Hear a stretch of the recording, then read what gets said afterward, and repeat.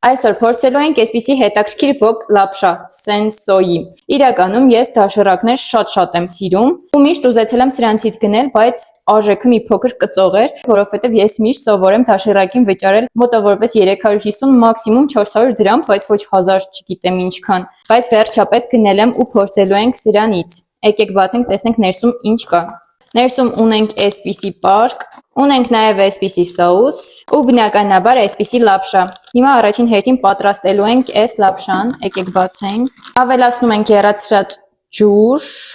փակում ենք ու սպասում ենք 3 րոպե, 3 րոպեից պետք է արդեն պատրաստ լինի։ Եկեք տեսնենք ինչ փուլում է մեր լապշան։ Ես ունեմ նաև փայտիկներ,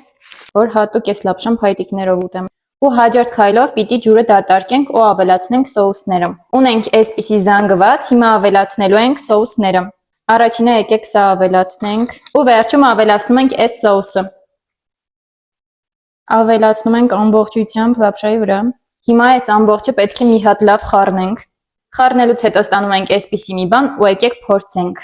Ես մամային խոսք էի տվել, որ այսպես էլ չեմ անելու, բայց մաման մեզ կների։ Ստացվեց։ Սոուսի համ ընդհանրապես գրեթե չի գալիս, չգիտեմ, 10-ից երևի 4։ Հաստատ երկրորդ անգամ չեմ գնի, ոչ էլ մյուս համերը կփորձեմ։